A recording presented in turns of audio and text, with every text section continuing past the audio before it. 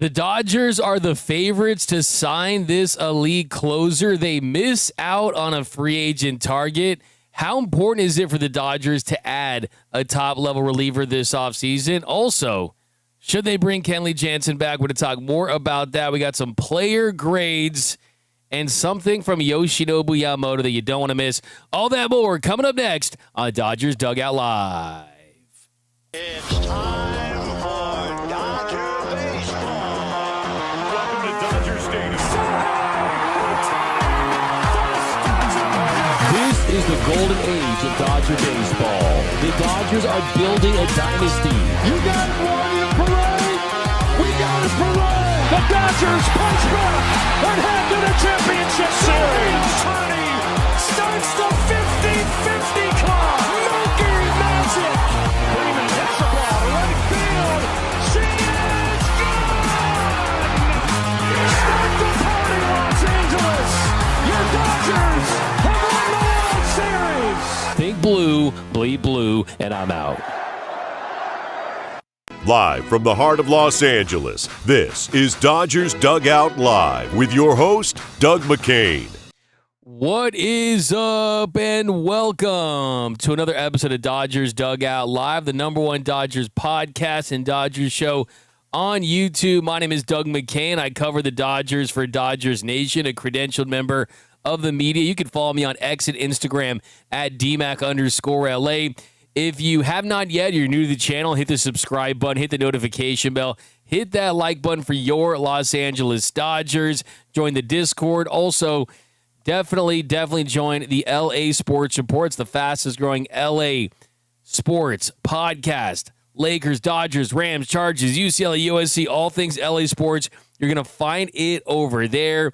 Another reminder that today's episode of Dodgers Dugout Live is brought to you by our friends over at NordVPN. So we've been talking about NordVPN last couple of weeks. Big fan of this product. So go over to NordVPN. Go check it out today.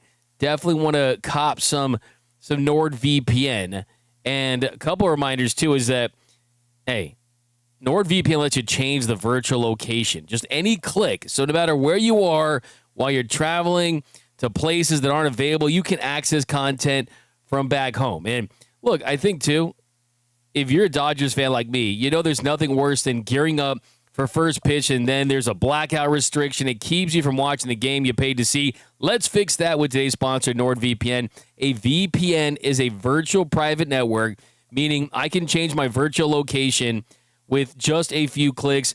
This masks my true IP address, making it appear that I'm anywhere in the world. Traveling, living outside the market, or maybe your streaming service decides tonight is the night to hit you one of those annoying blackout messages. NordVPN fixes that. NordVPN fixes that in a big way. And look, it's not just streaming. NordVPN keeps your connection secure, your data encrypted, and your online activity private. So whether you're watching highlights, checking stats, or arguing about the starting lineup online, you are protected, and you're protected with NordVPN. So go over to NordVPN, and it's great. You can try it risk-free for 30 days. Your money back is guaranteed. And you can go to NordVPN.com/Dodgers. Protect yourself online and make sure you never miss a Dodgers game again. Huge thank you to NordVPN for sponsoring today's episode. Okay, today's Dodgers Dugout Live poll question of the show. I asked you guys over on the X, which free agent reliever should the Dodgers sign? Because a couple have fallen off the board. Devin Williams, Ryan Helsley. The reliever market has heated up in a big way, and right now 62% of Dodgers fans want to see the biggest ticket item available. That's Edwin Diaz. 17% say Robert Suarez, 10% say Kenley Jansen, and 11% say other. Some are saying Pete Fairbanks down below in the comment section, but I want to get your takes. Who do you want to see the Dodgers go out there and sign? Because they certainly need to sign another reliever. But all right, so much Dodger baseball to get into, so let's get right into it. Leading off, the hottest story in Dodger baseball.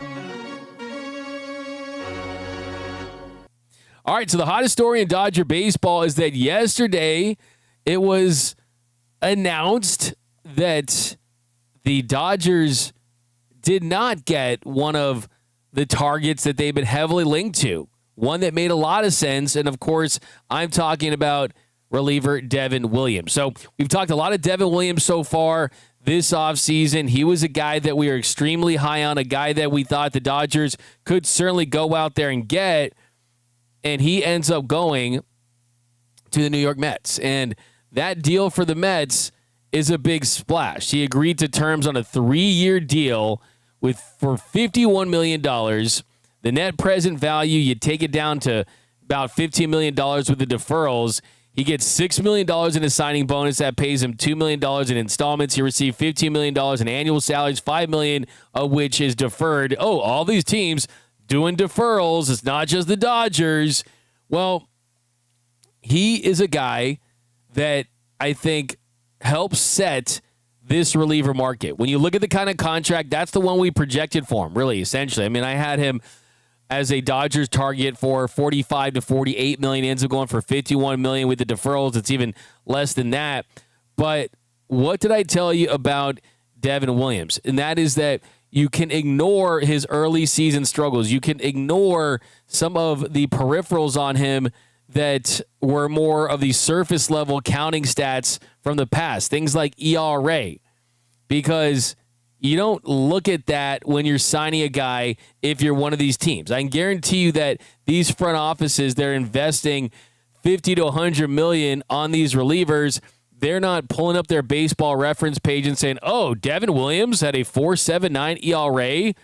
Why would we want him? That's not how these things work. This is not how you evaluate relievers in the big 2025 Q4.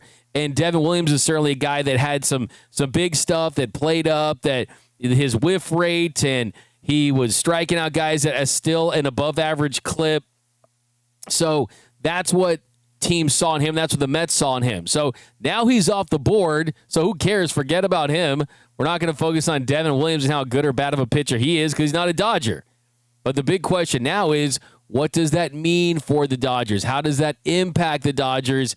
And it 100% does in several different ways, because now a team like the Dodgers, who are certainly in the market to sign a reliever and bolster a bullpen that needed starting pitchers to carry the load in the postseason, where Roki Sasaki emerged as your best closer.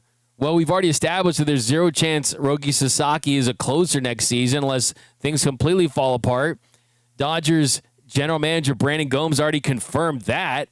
So if you thought Roki was going to be your closer, absolutely no way, 0% chance. They want to see if he can be that elite starting pitcher that he was billed to be, that he has the potential to be. So forget about that. Now, who's the best available? Well, guess what? The biggest name is still available. And the rumor right now is that the Dodgers are the favorites, among the favorites, to sign Edwin Diaz. And this is from an insider for the Mets. And this was on a Mets AMA on Reddit. Interesting little drop there. But Anthony DeComo, who's extremely reputable. I've talked to him. I've got to meet him at the winter meetings. He's the beat writer for the Mets for MLB.com. So basically, he is what their Juan Toribio used to be, or Sonia Chen is for the Dodgers. He works for MLB.com. He did an AMA with Reddit, and he was asked about Edwin Diaz and what this means for the Mets after they signed Devin Williams. And essentially, Devin Williams, who was one of the best setup men for a while, when he was with Milwaukee, you had him and Hader. You had a lot of firepower in that Brewers bullpen. Devin Williams is 100% willing to have a setup role. He's not signing there to be their 100% closer. So the Mets could still go out there and sign Edwin Diaz. But this is what DeComo said about where Edwin Diaz is at right now. He said, quote, "I've been consistent from the start of this offseason in saying all believe David Stearns will pony up huge money for a reliever when I see it." He said, That's not necessarily saying Stearns won't re-sign Diaz. It's just an acknowledgement that doing so would break from what's appeared to be a career-long philosophy. Don't invest too much money in relief pitchers regardless of who they are. Tack on the fact that Stearns has already demonstrated a willingness to be unsentimental, and it becomes clear to me that re-signing Diaz is no sure thing. He'll go on to say that, and if everything I write above is true, I'd have to consider the Dodgers the favorite to grab him, if no other reason that they are the Dodgers. So, yeah, he's not basing that off of, oh, this agent told me, this team executive told me. He's not basing that, oh, I'm hearing that it's going to be the Dodgers. He's essentially saying right there that if Stearns kind of sticks to his guns and he's not a guy who believes in paying big money for relievers, he's not a guy who typically goes into the $80 to $100+ million range to get a high leverage guy or a superstar closer. If he stays with his principles, then that tells you that they're not going to be operating at the top of the market, and that's where Edwin Diaz is right now. So he's saying that, oh, who's a team that's willing to do that? Who's a team that needs a top-level closer? And that's certainly the Los Angeles Dodgers. So there's not a lot of teams out there that are willing to fork up 4 years, $82+ million, something in that range. But the Dodgers certainly are. Now, does this mean the Dodgers are going to get Edwin Diaz? Does this mean that he's fallen into their lap? I don't necessarily think that's the case. I think that the Mets saw upside in value in Devin Williams because his market probably wasn't as big as it could have been. The dollar amount isn't as big as it could have been had he just been dominant Devin Williams all year last year with the Yankees. Because if he did, he'd be looking for an $80 to $100 million deal. So I think the Mets, they saw value there, and I think that's a little bit of a tell as to where Stearns and the Mets are when it comes to their free agency plan. He could just be their guy. Now, the Mets need multiple guys. They were a struggling bullpen. They were 10th, 11th, even with Edwin Diaz having an outstanding season. So you do need multiple guys if you really want to contend and really turn that around. But I think when you look at where the Dodgers are at, the big question is, one, are you willing to drop $80+ million on a closer? Are you willing to do what you did last year with Tanner Scott, where you're operating at close to or at the top of the reliever market? And is Edwin Diaz a guy that you think is worth that risk for you? Or are the Dodgers a team that's saying to themselves, well, you know what? We got burned by Tanner Scott. Tanner Scott really struggled for us last season. And now that's another reminder of the volatility of the reliever market, that the variance for a relief pitcher, even if they're coming off great seasons, can be dramatic. Now, me personally, I am the conductor of, I think that Tanner Scott's going to have a massive bounce back season for the Dodgers, just because the velocity, the movement profiles, things like that were pretty in line to where he was when he was elite with the Marlins and the Padres. But for the sake of this conversation, the question for the Dodgers is, hey, do you want a top-level guy? And if you do, for who's remaining, how much is it worth to you to get Edwin Diaz and pay $50 to $60 million more to have him as your tried and true super closer versus spending less money for a Robert Suarez type, going deeper than that for a Kenley Jansen type?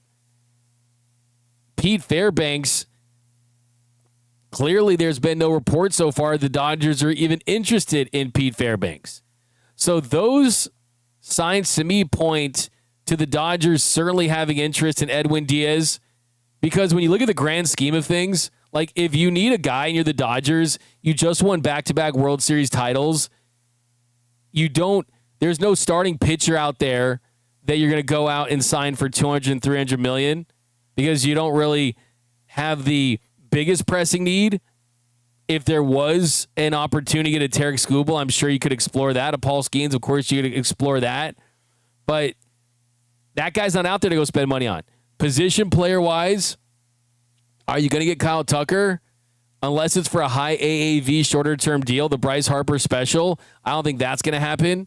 So why not just spend big and get a reliever who is a game changer, and you don't have to worry about dipping into your starting pitching next year in the postseason? This is about three-peating. This is about maximizing Shohei Ohtani, Freddie Freeman, Mookie Betts, Teoscar Hernandez, Will Smith, Yoshinobu Yamamoto, Shohei Ohtani, Blake Snell, Tyler Glasnow. Even if you pay Edwin Diaz $82 to $100 million, which freaks people out, I see it there. I see the people out there, the Dodgers fans that don't want Edwin Diaz. Why are you going to pay a reliever that much? You never pay relievers that much. Don't pay him $80+ million. We saw what happened with Tanner Scott. We got burned once. We're going to touch the fire again and get burned again. That's not how you should view Edwin Diaz.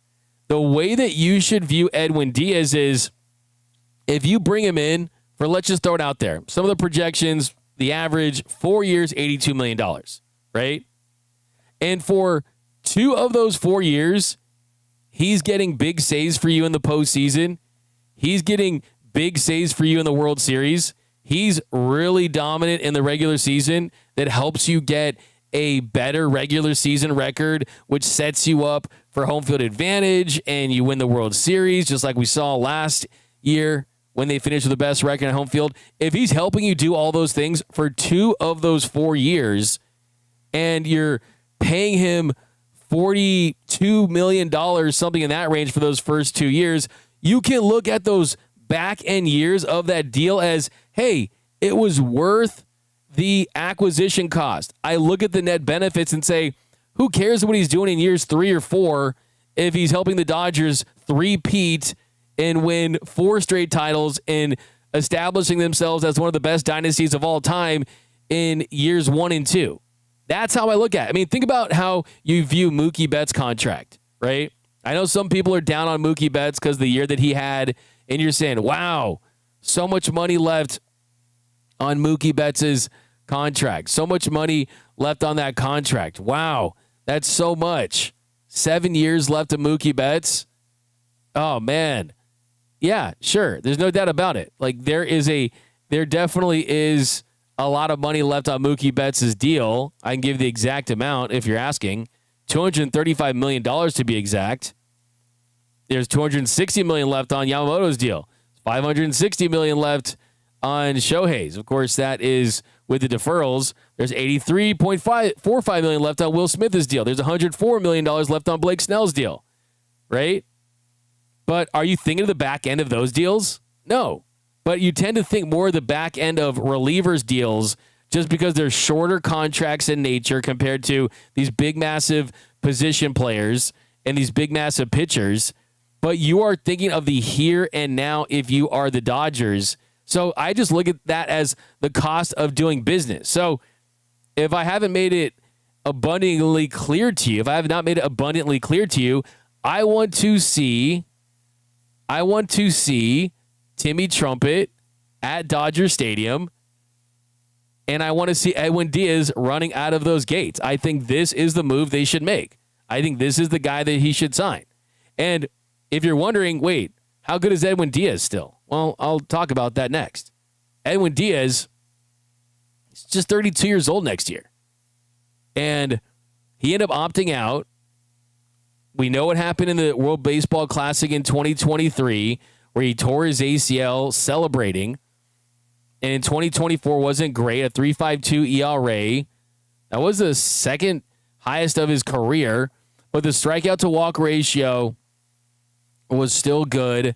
And then in 2025, he had an absolute bounce back season, and it was elite. Edwin Diaz once again. In 2025, he went 66 and a third innings. He had 28 saves. He had a 38% plus strikeout rate. He's not averaging 99.1 miles per hour on the four-seamer, still at 97.2 on the heater. but it's the swinging strike rate. 18% swinging strike rate. That's the fourth best among the 287 pitchers that have gone at least 60 innings. So he's right up there with Mason Miller and Chapman and Griffin Jacks. So I think that he's still elite. And I think that this is a move to solidify a group this year that needs, I think, some true firepower. If you think the Los Angeles Dodgers are going to win the World Series again with multiple complete games for pitchers that have pitched a lot of innings, it's unrealistic. So why not go out there and get the best available? The Dodgers do not need to go out there and get number 2 or 3. They do not need to be pinching pennies for anyone. You need a reliever, get the best one you can get, right? And the question is he worth the price? And the truth is, look at here. This is elite. Look at the red. Looks like a murder scene. Look at the red here. Expected ERA, 99th percentile. Expected batting average, 99th percentile. Whiff percentage, 99th percentile, 41.5%. Strikeout rate, 99th percentile, 38%. Misses barrels at an elite rate. Gets ground balls. Edwin Diaz would be the best closer that we've seen, potentially, since Pete Kenley Jansen. And you get to supplement and solidify, you get to supplement really a bullpen group that has pitched a lot. So, hey, the Mets, they did nothing last year. He didn't have to pitch deep into the postseason. He's fresh. He's ready. He wants to win a championship. So, give me Edwin Diaz as a top target for the Dodgers. It's still a game. They're still going to be playing it. But I think that what I like about the Dodgers' chances in Edwin Diaz are this. Like we talked about, just to recap. Stearns is not a guy that wants to pay up big necessarily. I still think he could. And Stephen Cohen, their owner, might be like, hey, I want my guy back. This is an entertainment product. I want Timmy Trumpet. I want Edwin Diaz back with us. And if Stephen Cohen is out there writing blank checks, then maybe the Dodgers don't get into a massive bidding war for him. But if they are lukewarm at all on getting him back, then I think that's the perfect opportunity for the Dodgers to strike. Because the Blue Jays have already made a move to get Dylan Cease.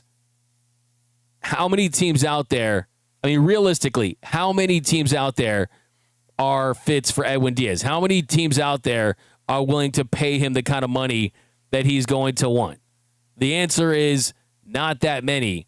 You just need the Mets not to be that team. Stephen Cohen is essentially that guy who goes to an auction, and if he wants something, he just has the paddle up, and he doesn't take it down, and he's going to get his guy.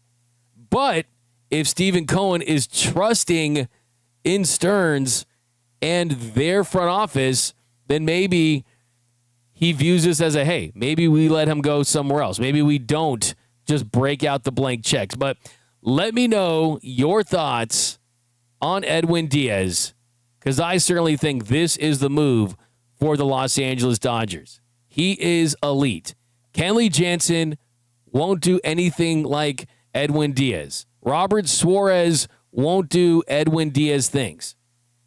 There's zero reason to go cheap on one of your biggest needs when you've won back-to-back titles. It's not your money. It's not my money. Here's the thing. They're making money. They are in the green. They are printing money. They truly, truly are. I can tell you this.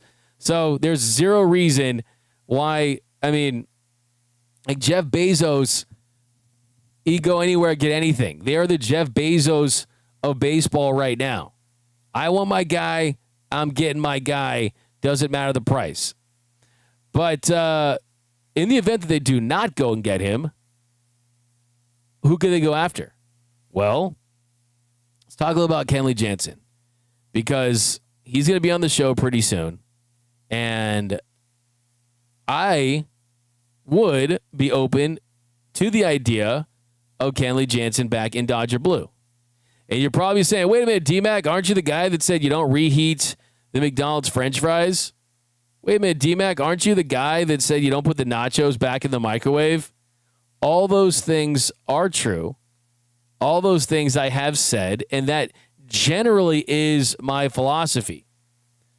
But the reason why I would consider bringing back Kenley Jansen to the Dodgers is because if you get Kenley Jansen back, you're doing it knowing that he's not coming back to be the answer.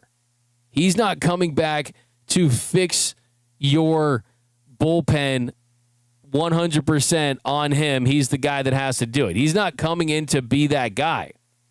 He's coming in because he wants to be a Dodger, and he's willing to give them a little bit of a hometown discount.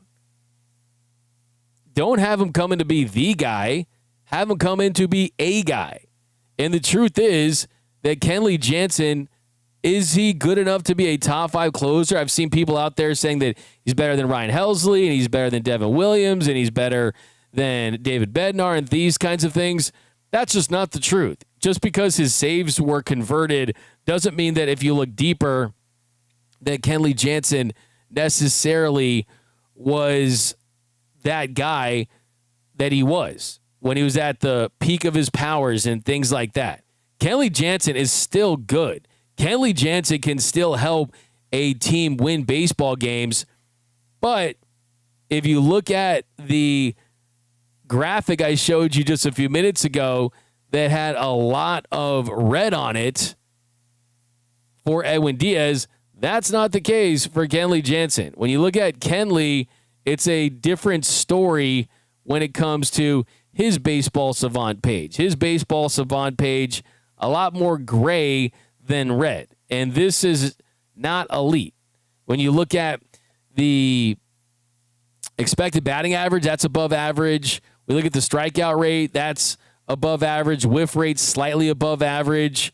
But the only thing that he does elite is his extension to the plate, and his expected batting average, I would say, is somewhere between good and great. But if you look at the average exit velo, he gives up a high average exit velo in the 3rd percentile, doesn't get ground balls, hard hit percentage in the 17th percentile. He's certainly not elite, but I still think he can help this team. And I think that you could get a really good version of Kenley that is trying to chase 500 saves. And I would say that is kind of one of the reasons why I struggle a little bit with, would he want to come back if the Dodgers were to get a Edwin Diaz? Because if you get Edwin Diaz, you're dropping that kind of money, you want him to get a ton of saves, right? And you want him to just say, hey, here's the keys to the 9th inning, lock it down for us. We've got Timmy Trumpet. We've got the electricity. It would be a spectacle. People would love it for sure. But if I'm Kenley Jansen, my number one goal for the remainder of my career is, how do I get to 500 saves? Because you get to 500 saves, you start saying Hall of Fame. You start saying Cooperstown, and he certainly needs to get that to be considered. They don't let in a lot of relievers, and he's 24 saves away from 500. And last year with the Angels, he ended with 29 saves. Boston before that, 27 saves. Before that, 29 saves with the Red Sox. So does he just go to a team that puts him in their primary closer's role so he can rack up saves? Because even with the Dodgers, they're playing some matchups and they get Edwin Diaz, then certainly they would put him in that role where it's, no, you're not going to be slamming the door shut every single night. So I'm just kind of wondering if Kenley Jansen would be willing to do that. Treinen, I have a lot of doubts about his future. I really do. I'm not confident he's going to return to form and be that guy.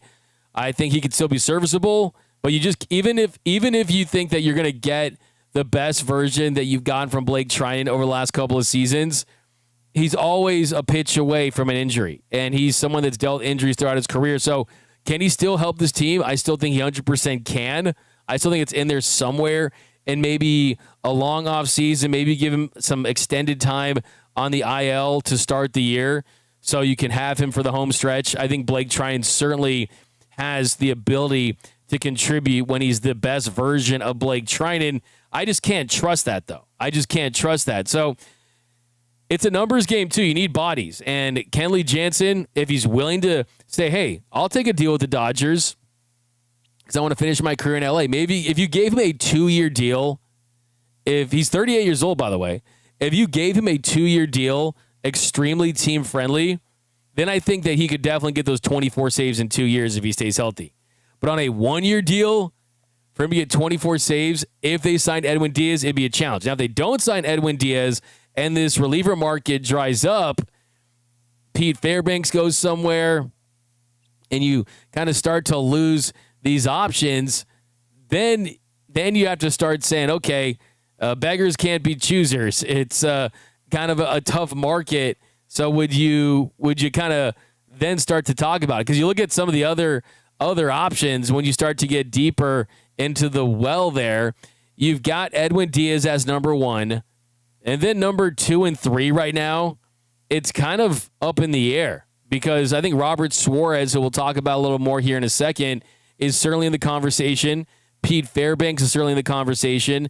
Emilio Pagan, Tyler Rogers, Luke Weaver, Kyle Finnegan, and then Kenley Jansen are kind of in that next tier. That's kind of the market that you're looking at because Helsley off the board, Williams off the board. And it's already been reported that the Blue Jays and the Marlins are two of the most interested teams when it comes to Pete Fairbanks. So that's where they're at with Kenley. And I'm trying to get some more info on if there's any type of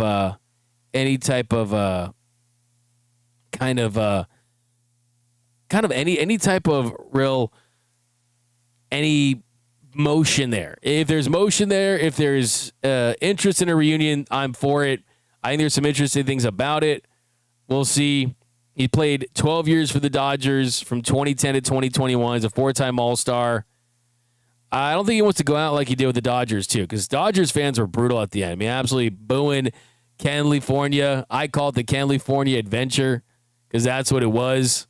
But I'm willing to consider it under the right circumstances. Remember, don't want him to be the guy. I want him to be a guy. All right. Another reliever that I think you're probably not going to like talking about, but I certainly think from a value standpoint, I think that Robert Suarez would be an option for sure. And thinking about it this way, if he wasn't a Padre last season, the last couple of seasons, if he did not have that moment with Shohei Ohtani, if he was Robert Suarez and he was pitching for, I don't know, the Marlins, would you then want him? I think the answer would be yes, because he's a guy that not top shelf like Edwin Diaz, but certainly you can make a case that he's right there with Devin Williams or maybe just a little bit beneath him, and his projections are at 3 years, $48 million. My whole thing is if you're going to sign Edwin Diaz, if you're going to decide between Robert Suarez for 3 years and $48 million or Edwin Diaz at 4 years, $82 million, just bite the bullet and treat it as a high AAV. Look at it as a high AAV shorter-term deal that you would sign a position player for because you can have that kind of impact on winning. But Suarez is an interesting name. He opted out of the final 2 years and $16 million of his 5-year deal with the Padres. And he's 32 years old, the same age as Edwin Diaz. He's pitched a lot over the last couple of years. He's coming off a year where he went 65 innings. I mean, he's had multiple seasons now with at least 65 innings and an ERA less than 3. He led the National League with 40 saves in 2025. He has an MLB high 76 saves over the last 2 seasons. So let's try to ignore that he was a Padre. Let's try to ignore that he threw at Shohei Ohtani, which was either an accident or was Mike Shilt's fault. Also, they already are over it. Do you think Shohei Ohtani cares about this? Do you really think that Shohei Ohtani would say don't bring in Robert Suarez if they tell him it can help them win another World Series? Ohtani already joked with him at the All-Star game about it. And I have compared this to Kobe Bryant saying, hey, get me Ron Artest, get me Matt Barnes. Matt Barnes said that Kobe told him, anyone who's crazy enough to F with me is crazy enough to play with me. Shohei Ohtani could have that same mindset. The truth is, Suarez is better than Pete Fairbanks. He's better than Kenley Jansen. He's better than Weaver. He's better than most of these guys that are available. He had a 27.9% strikeout rate last year. He also improved on the walks, too, a 5.9% walk rate, a 2.97 ERA, a career-high 69 and two-thirds innings last year. Did have a little stretch there in June that was rocky. In early July, he had some moments. But, I mean, you look at where he was at in the second half of the season, he was one of the best relievers in the sport. A 2.17 ERA with a strikeout rate at almost 30% the second half of the year. So has a lot of momentum heading into the season. And the fact is that he did not start pitching in the show until he was 24 years old. He was in Japan for a couple years. Then he made the leap to MLB at 31. And he's actually, no, so he started at 31, then 32. He's going to be 35 in March. So is older than Edwin Diaz, but 35 in March, who knows? Could you get him for a little bit of a cheaper deal? So that kind of works to the Dodgers' favor, I think. The fact that he is older, you can get him at a cheaper rate than you would if you're kind of trying to look at those deals. So, hey, love it or hate it, I don't see how the Dodgers can have Robert Suarez as an option. Hey, they signed Blake Snell, and Blake Snell was a Padre and a Giant. And sure, he didn't throw to Ohtani, and he wasn't kind of nasty in the rivalry, if you want to call it that. But wouldn't you love to have this guy dominate the Padres? How about he can make up for it and throw at Manny Machado? Throw at Tatis. Okay? Obviously, I'm only kidding. I don't want anyone to get hurt or anyone to get thrown at. But the truth is, you got to win, man. And this is a guy that can certainly help you win. But the bottom line is the Dodgers certainly need to go out there, add a top-level reliever. I don't think this is a luxury at this point. I think it's an absolute necessity because right now you just can't trust Blake Trinan. There's no guarantees that Tanner Scott is going to bounce back. I think he's going to. But even then, you lose Evan Phillips. He's not a part of it. Michael Kopech's off. He's a free agent. Brusdar Graterol's dealt with injuries. Anthony Banda is serviceable, but he's not a guy you look at as your main high-leverage guy.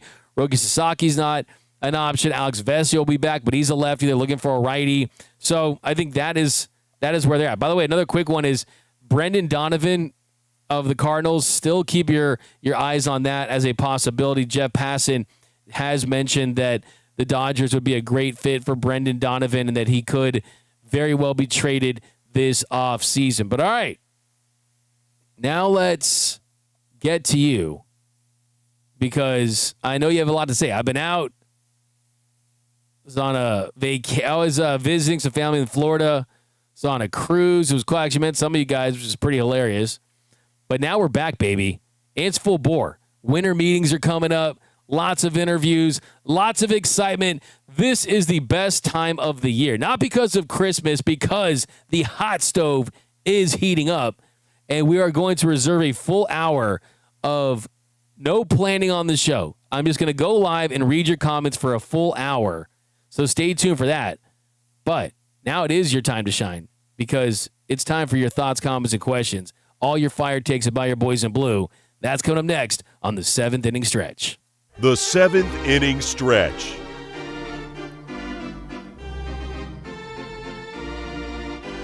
All right, we got Ray Guzman. We need to build our bullpen, period.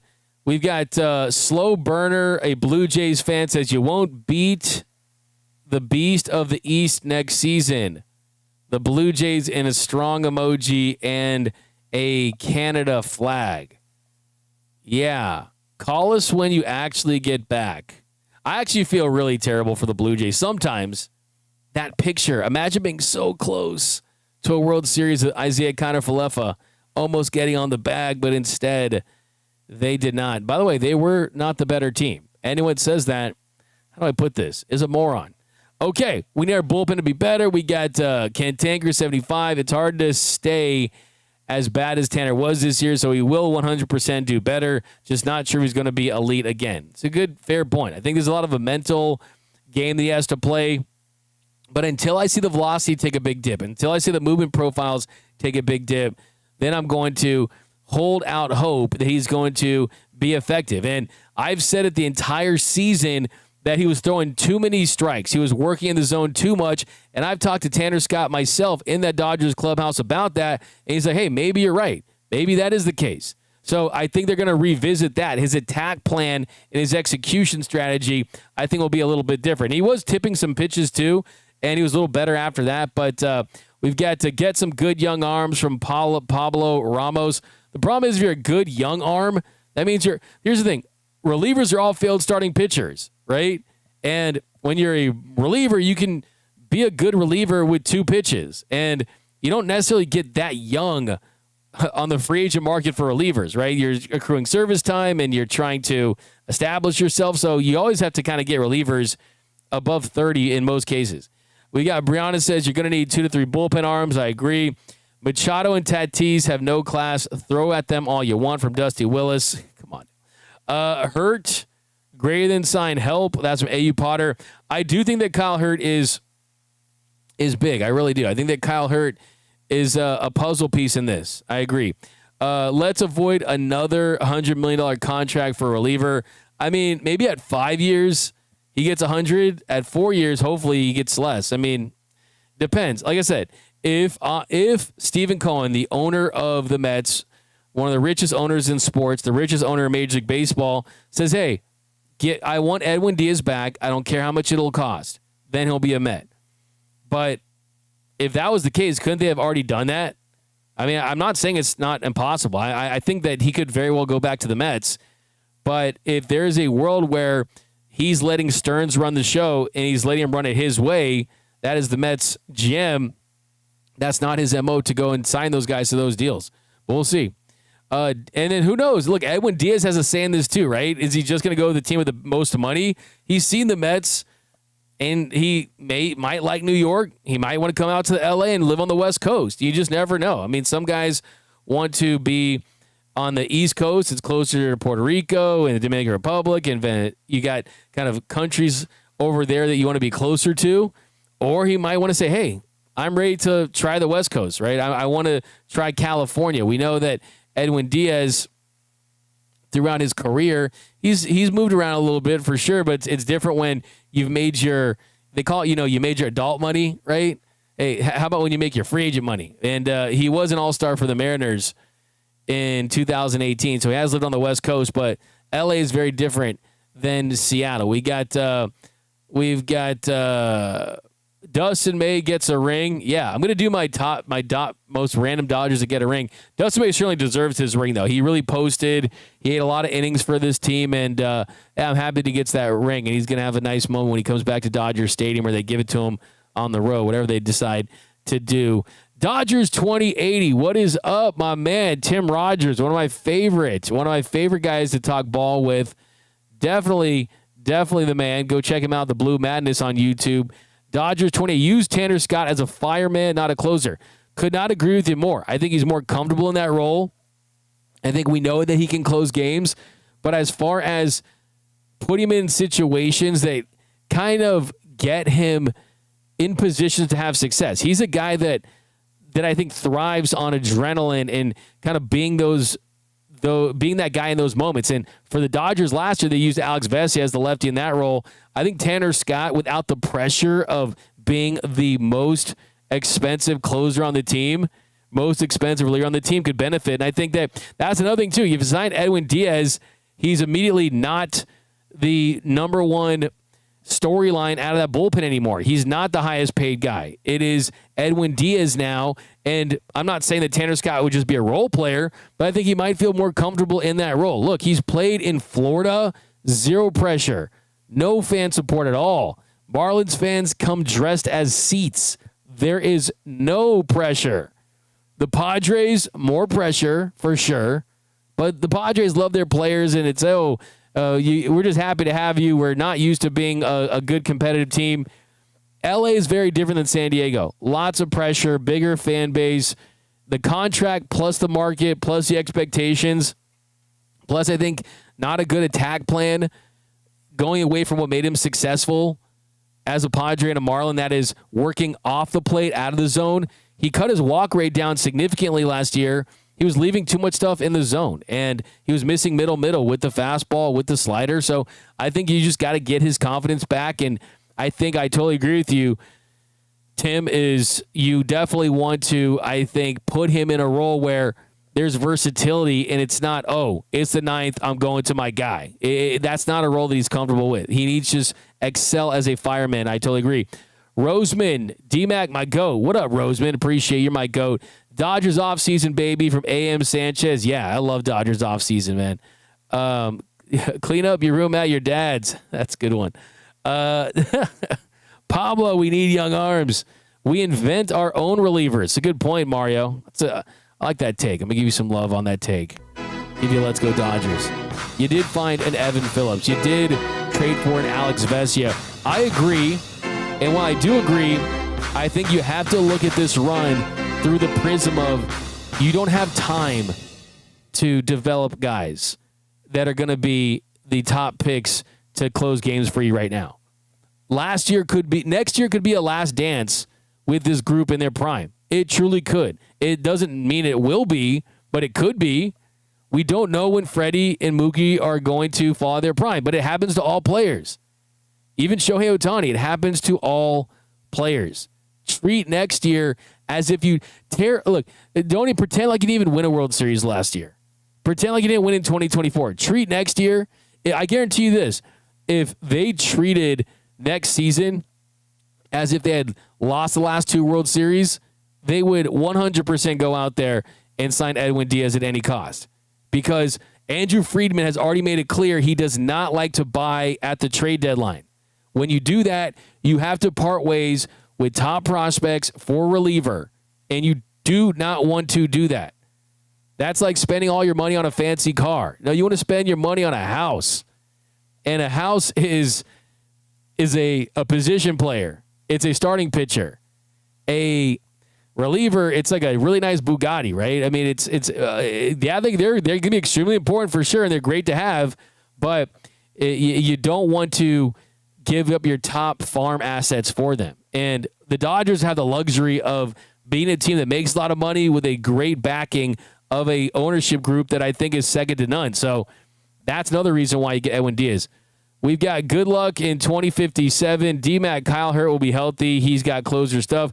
Jose Aguirre, I was pushing for Kyle Hurt all last season to get an opportunity. I asked Dave Roberts at multiple press conferences after games about Kyle Hurt and before games. I said, hey, is Kyle Hurt still an option? Is Kyle Hurt still an option? And up until the very end, they were saying that he was, but he didn't get that opportunity late.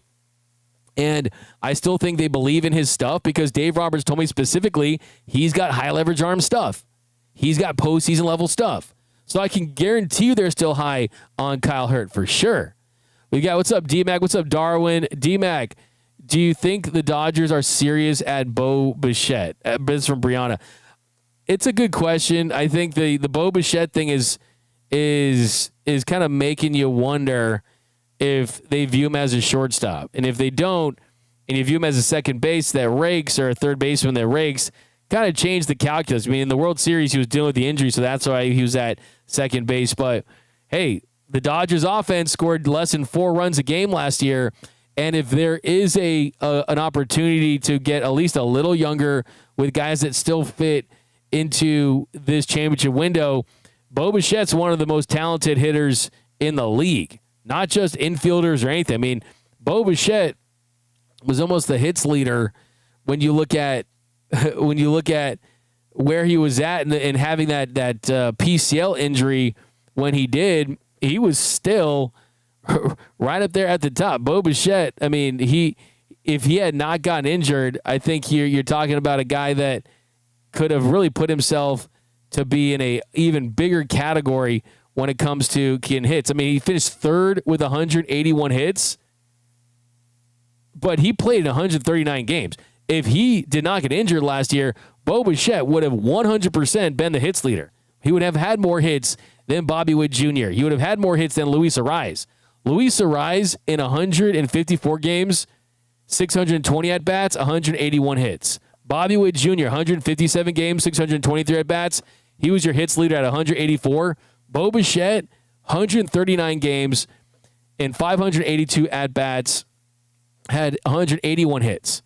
And the difference is his doubles, 44 doubles compared to Bobby Witt Jr.'s 47. So Witt with 3 more doubles, but way more at-bats, way more plate appearances. And then the home runs were almost there, 23-18. Yeah, Bo Bichette is a guy you guys know I've been high on for a very long time. 840 OPS. It just if Bo Bichette was an above average shortstop, if Bo Bichette was an elite defensive player, he'd be my number one free agent target, full stop. Like, Bo would be the guy. His nickname alone, Show Bichette, he'd be that guy. But it just makes you wonder where he fits in defensively. Now, with the way that he can hit, is he still worth it just to bring in as a second baseman? Absolutely. He truly is. And then you could use some farm system prospect capital to go out there and add an outfielder. Jaron Duran, I'm looking at you. Byron Buxton, I'm looking at you. So those are possible ways. So I like that question, you guys. I like all your questions because it gets me thinking. And this is just a journey. You guys, all these off seasons, sometimes I see people say in the comments after the show things like, oh, why do we talk about these rumors? Why do we talk about these rumors if they're not true, or if it doesn't happen, or things like that? That just tells me you've been watching the show for a couple of months, or maybe you started in the regular season, because we started this show really, every day since after 2020 and heading into the 2021 season, and it was about the Bauer rumors and Trevor Bauer this and Trevor Bauer that. What ended up happening? Everyone was like, oh, I'm so sick of talking about Trevor Bauer. He's going to the Mets. He signs with the Dodgers. And then we were talking all about Freddie Freeman. Will he go to the Dodgers? Will he go to the Braves? He ends up going to the Dodgers. Ohtani, I told you guys since 2022, 2023, I have multiple timestamps and reels and tweets that I thought he was going to be a Dodger, from people I've talked to with the team, from people I talked to, just kind of my own inkling that I thought he would be with this club. He ends up a Dodger. So the reason why we talk about these things is they ultimately become true. If we were covering the Pirates, would we be talking about Bo Bichette as a possibility? Of course not. But with the Dodgers, all these things are within the realm of possibility because they either have the assets on the prospect side to trade for guys, or they have the financial muscle to go sign them outright. So that's why we talk about it, because these things ultimately become true. And when they do happen, I don't want you to be blindsided by them. I don't. And I want you to know about these players. And that kind of, it just makes it fun too. We got Canada can't even win in hockey is from Jose Aguirre. What brings together more than the holidays? Dodger baseball. I like that. Kyle Hurt in the bullpen. D-Mac. I like that. Ken Warm. We've got some super chats here. Appreciate that. 19.99. Miss Lola Bella. Edwin Diaz, pay the man. Hope you enjoyed family time. What is I'm gonna give you some love here. Give you a nice let's go Dodgers. It was a good time. I was on had a fun. You guys like cruises? I haven't been on many cruises. I was on one. I did some karaoke. I did Backstreet Boys, I Want It That Way. And it was good times. I got some good crowd participation. I will say that midway through the song, I was saying, hey, this would be a good time for an iceberg. And, I think I said, how'd I open? I was like, you know what? I was like, I bought my wife and I tickets to this cruise. And I know it's no Titanic, but I'm optimistic. No, I'm just playing. But, we got some more comments down below. But that was good times for sure. Dustin May earned his ring when he had. Yeah, no, totally. Dustin May definitely did deserve a ring. Let's give Nico a ring. Bob Connolly wants to give Nico a ring for Luka Doncic. Hey, Luka Doncic, my man. I know look, you guys can watch this later on the LA Sports Report. We'll talk some Lakers. He's my favorite Laker since Kobe Bryant because of the way he plays, the tenacity, the fire, wanting to take that last shot, wanting to kind of put up points and be that guy. But to wear that championship hat, it's one thing to wear just an LA hat. But to wear the Dodgers World Series championship hat, Luka Doncic, you're certified in Dodgerland, my man. You are certified in Dodgerland. You already really were, but this just takes it to a whole nother level. I know you're a Cowboys fan, and I apologize for that because that star on the helmet is a rating, not a logo. Of course, I only kid Cowboys fans. But you are certified by Dodgers Nation wearing that championship hat, Luka Doncic. Let me show you guys. I thought that was so cool. I love me some Luka Doncic. Like I said, it's one thing because the LA hat is synonymous, right? I mean, everyone's got their LA hat. It feels like even if you're not a fan of baseball, it's a fashion item, right? People wear that thing as a fashion item, but to have the actual championship hat, it shows you're repping for the city, man. It shows you are representing for the city. It shows you're putting on, and I think too, what I always say, LA is the city of champions, right? I think that kind of rubs off on a little bit, don't you think? I think it kind of says, hey, I'm here to do a job. If you don't win a championship in LA, it doesn't matter what team you play for, it's a failure. But check out my man Luka Doncic right here, going to that Lakers team plane, wearing that Dodgers championship hat. Luka Doncic, my man, representing. Love me some. I need some Luka shoes in another jersey, dude. That guy's the man. All right, some more comments here. Just glazed over Luka Doncic for 5 minutes on a Dodgers show. Don't you love that? We've got, what's up, Dodgers Nation? What up, Claudia? What up, D-Mac? Freddie Freeman will be on the Dodgers, on the Hall of Fame as a Dodger. I like that. Jason Dillard, D-Mac, my wish list. Diaz 1, Duran 2. I feel that. I would love that. Blue Jays lose. That's from Creed Burns over on Facebook. Do we really want a Hurt Locker at Dodger Stadium? Okay, come on. You're getting a bruh from that. I got to give you credit. Jeez, I think I lost you because of so many comments already. But that's from Todd. Todder Beesh. Come on, bruh. Gary Manfred would step in and block the trade. Boba Fett is probably trying to stay in Toronto. I think ultimately that's what I would do if I was them. D-Mac wants it that way. Oh, man. LeBum needs to retire. He's okay. We got the Lakers fans here representing. All right, guys. So we'll do some more free agency talk, more trade rumor talk all week. Got some interviews this week. It's gonna be a fun. We got Will Klein. We've got Justin Robleski. It's gonna be an exciting week here at Dodgers Nation. But we are running out of time, so let's get to the walk off. The walk-off. Hits the ball to right field. She is gone! All right, I saw this. Yoshinobu Yamamoto. He was practicing his opening speech after he signed with the Dodgers. He's with his agent, Joel Wolf. I just thought this was so cool. I mean, Yoshi, he's been everything that you could have ever hoped he would be and then some. But I think this kind of shows you a side of him saying, hey, look, we respect their culture.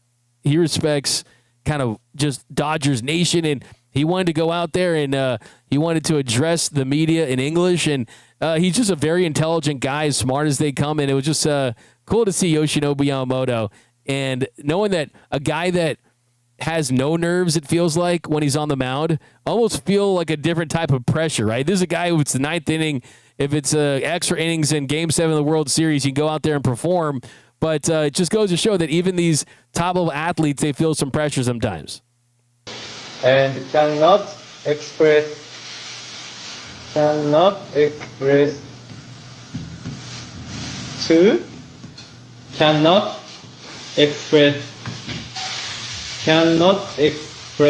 how much it means to me to be able to call Los Angeles my new home.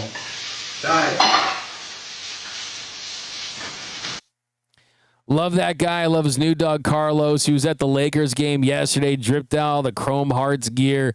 Yoshinobu Yamamoto. How do you give a guy $325 million without ever throwing a pitch in Major League Baseball, Josh Reddick? Well, you win the World Series MVP. You establish yourself as one of the best pitchers in Major League Baseball in just 2 years, and we still got a lot of great years left with Yoshinobu Yamamoto. But that's going to do it for this episode of Dodgers Dugout Live. My name is Doug McKain. You can follow me on X and Instagram at DMac_LA. hit the subscribe button, hit the notification bell if you want to support every single episode. You want to see more interviews, more content, more giveaways. Hit the like button, drop a comment down below. If you really want to support me, do me a huge favor. Subscribe to the LA Sports Report. We're going to talk some more Dodger baseball over there in a little bit. And remember, as someone said, nothing, absolutely nothing, brings us together quite like Dodger baseball. And until next time, think blue, bleed blue, and I'm out. Start the party, Los Angeles! Your Dodgers have won the World Series! And when the upcoming winter gives way to spring, rest assured, once again, it will be time for Dodger baseball.